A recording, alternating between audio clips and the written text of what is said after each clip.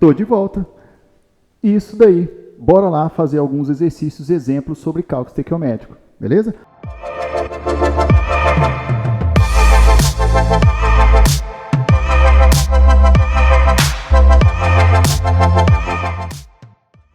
Rapidinho, bora lá, ó. Para uma amostra de 900 gramas de C6H12O6, nossa querida glicose, determine número de mol, número de átomos de hidrogênio e número de átomos totais. Então, beleza, vamos lá fazer essas 3 determinações. Primeira coisa, você concorda comigo que ele ofereceu um valor em massa? Valor em massa. Lembra? Relação molar. Mol, massa, número de partículas e volume se a substância for gasosa. Não é gás, então relaxa. Beleza, então dessas relações que eu tenho possíveis, que são mol, massa e partículas, eu vou usar 2 para fazer a regra de 3. Uma eu já sei que é massa. Então a primeira coisa que eu vou fazer é vir aqui, ó, massa do carbono 12, do hidrogênio 1, do oxigênio 16. Quando a gente faz isso daqui tudo, o que vai acontecer? 12 vezes 6, 1 vezes 12, 16 vezes 6, tudo junto vai dar 180 gramas por mol. Toda vez que você calcula a massa molar de uma substância, você pode determinar que essa massa é em gramas por mol. O que significa gramas por mol? Que esse número de gramas corresponde a 1 mol. No caso, ó, eu tenho um valor que é de massa e a letra A, minha letra A, pede um valor em mol. Então, eu já posso vir aqui, ó, de cara e colocar aqui 180 gramas, que foi o valor que eu calculei ali, correspondem a 1 mol, certo? Beleza, mas eu quero calcular a quantidade de mol em uma massa de 900 gramas. Então, 900 gramas dessa mesma substância correspondem a x mol. Fazendo esse difícil cálculo matemático aqui, ó, 900 vezes 1, 900, dividido por 180. 900 dividido por 180, de cabeça vai dar 5. Então, 5 mol de C6H12O6. Tranquilo? Fácil, né? Resolvemos tudo com uma regrinha de 3, pura e simples. Muito tranquilo, muito suave. Deixa eu fazer um negocinho aqui, ó, só para não bagunçar o coreto. Fazer uma divisãozinha aqui. Beleza. Dividir, ó. Na letra B, ele quer o número de átomos de hidrogênio. Como calcular isso? Você tem algumas formas de fazer, mas a manha do Rubão é, gente, calcula o número de moléculas no total e depois você vai ver o átomo de quem que ele está precisando, tá? O que a gente fizer aqui, nós vamos resolver esse problema de cá também, tá bom? Olha só, ele quer saber o número de átomos. Esse número de átomos está associado com aquele 6 vezes 10 é 23. Eu sei o quê? Eu sei que 1 mol de qualquer coisa, inclusive C6H12O6, tem 6 vezes 10 a 23 molequinhas. Concordam? Mas olha só, eu acabei de calcular na letra A que a quantidade real de mol que existia nessa massa era de 5. Então eu já posso vir aqui e 5 mol dessa mesma substância vai ter X moléculas. Aliás, nem vou usar X, porque o X eu já calculei a letra A. Então vou usar Y. Então meu Y vai ser igual a... Nesse momento você fala assim, ah, tá. Mas e se eu não tivesse feito a letra A? E se o exercício tivesse me pedido só isso daqui e ele não tivesse dado mol, tivesse dado a massa direto? Como que eu ia fazer? Ué, normal. 1 mol não é a mesma coisa que 180 gramas? Então você colocaria 180 gramas, que é a mesma coisa que 1 mol, tem 6 vezes 10, 23 moléculas. A massa que o exercício te deu, 900 gramas, tem Y moléculas. Mesma coisa. Lembra que elas são equivalentes?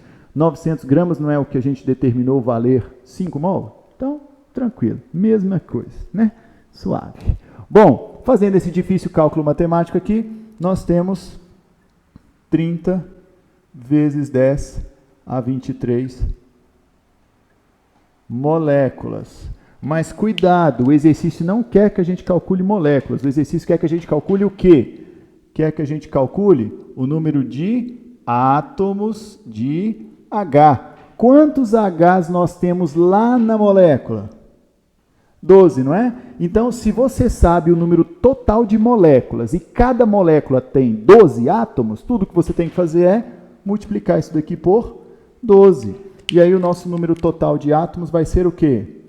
30 vezes 12, 360 vezes 10 a 23. Ah, não pode ficar assim, porque isso não obedece à notação científica. Beleza?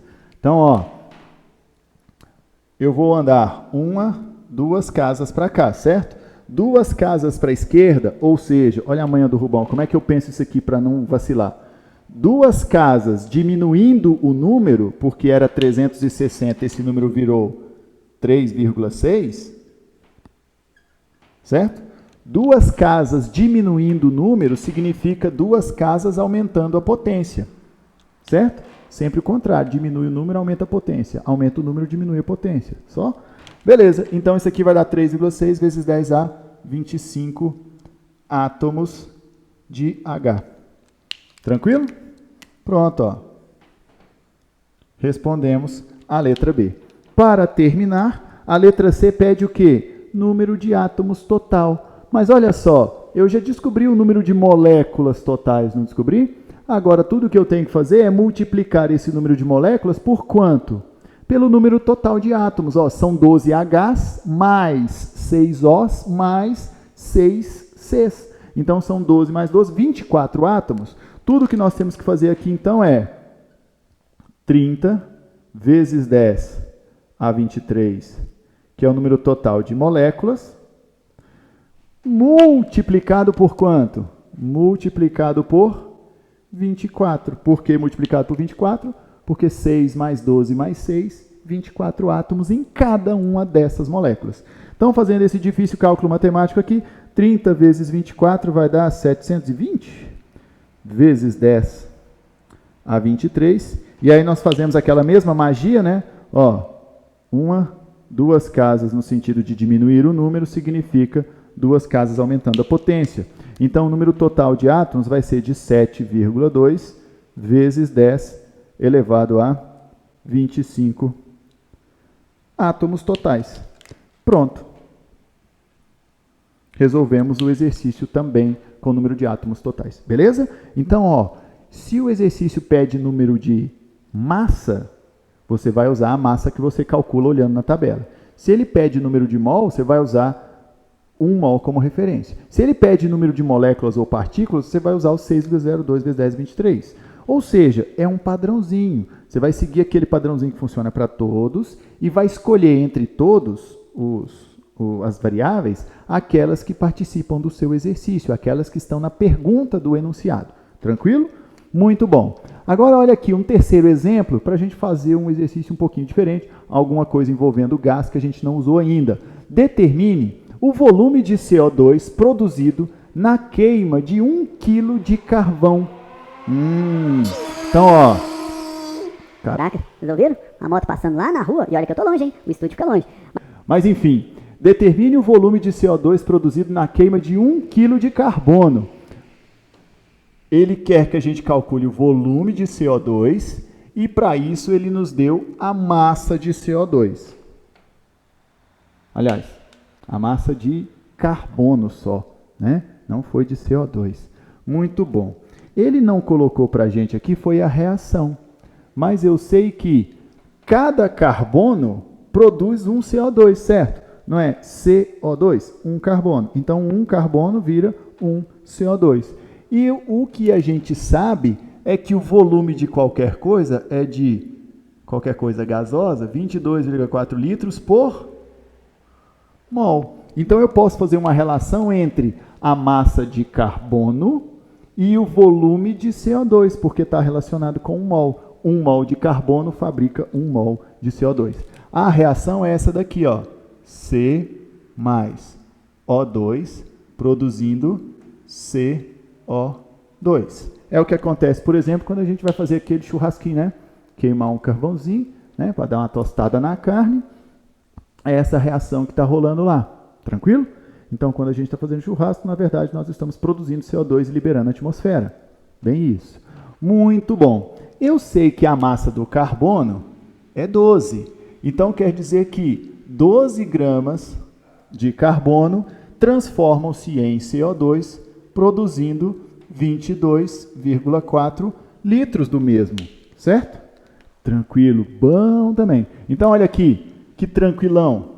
Se 12 gramas de carbono são capazes de produzir 22,4 litros, litros de CO2, aí você fala assim, ué, mas eu posso fazer a relação de carbono com CO2? São coisas diferentes? Claro que pode, óbvio que pode. Nossa próxima aula a gente vai fazer muito disso, tranquilo? Se 12 gramas produzem 22,4 litros, 1 quilo, que a gente já está para lá de acostumado, equivale a 1000 gramas, produziria que volume? Tchês, é o nosso querido tchês, certo? Fazendo essa multiplicação cruzada aqui, ó, tchês vai ser igual a 22,4 vezes 1000. Então, 1, 2, 3 casas. 22.400 dividido por 12. Eita, rapaz, 22.400 dividido por 12. Isso aqui vai dar mais ou menos 1.866,6 litros de CO2. Olha para você ver que animal. Quer dizer que para cada quilo de carvão que a gente queima no churrasquinho, nós estamos liberando na atmosfera quase 1.900 litros de CO2, certo? É muito CO2, mas vale a pena porque o churrasco fica gostoso, não é assim? Então, beleza, a nossa primeira parte, a nossa primeira aula sobre os cálculos químicos termina aqui, certo? Bora lá, partiu fazer exercício sem medo e sem se preocupar com mal é difícil, mal eu não dou conta, sem preocupar com isso. Mete a cara, bundão na cadeira, fazer exercício, porque é assim que a gente melhora. E você sabe, né? Cálculo estequiométrico aparece no Enem quando? Uma vez por ano. Acredita? Uma vez por ano. Certinho? Então, ficamos por aqui. Nos vemos na próxima aula para continuar isso daqui. Aliás, vamos fazer o seguinte. Dê uma olhada no canalzinho aí. Viu os videozinhos todos? Tem alguma matéria que você gostaria de ver que ainda não está aqui? Deixa nos comentários. E aí, gostou da aulinha? Curtiu? Então, clica no joinha, deixa um like pro Rubão, não custa nada. Aproveita, se inscreve no canal, ativa o sininho para não perder nada dos próximos vídeos da Química Linda, tá certo? Então, vai lá, faz o que você tem que fazer e o YouTube vai deixar você ciente sempre que o Rubão postar alguma coisa.